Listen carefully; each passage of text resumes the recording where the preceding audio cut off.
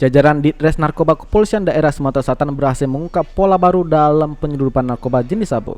Kasus ini terungkap setelah satu orang warga Provinsi Kepulauan Bangka Belitung ditetapkan menjadi tersangka bersama satu unit mobil mewah berwarna putih. Ditres Narkoba Polda Sumatera Selatan Kombes Pol Heru Agung Nugroho mengatakan penyelundupan sabu dari Bangka dikirim ke Sumatera Selatan, namun kali ini berbalik dari Sumatera Selatan menuju ke Bangka.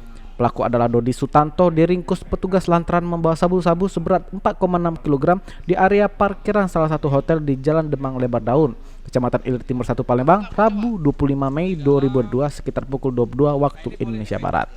Saat diamankan, sabu tersebut disembunyikan di dalam tas ransel berwarna merah berada di bangku penumpang bagian belakang. Apa dan barang bukti yang diamankan berapa banyak, Pak? Terima kasih rekan-rekan. Seperti yang rekan-rekan lihat di samping saya adalah tersangka narkoba.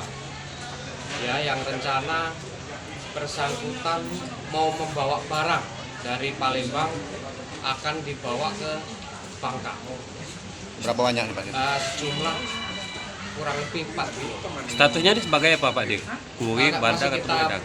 perdalam lagi yang bersangkutan bandar atau masih status kurir. Dia mau membawanya ke Bangka itu via apa, Pak? Rencananya akan pakai laut, lewat jalur laut. Bang, sudah cukup lama nih Bang, baru ini diketahui tujuan untuk ke Bangka nih Bang. Langkah dari kita sendiri seperti apa nanti nih Bang? Nah, ini sebagai bahan evaluasi buat kita, ya yang dulunya mungkin dari Bangka ke sini, ini dibalik, ya dari Palembang mau dibawa ke Bangka. Lagi dulu. Dek,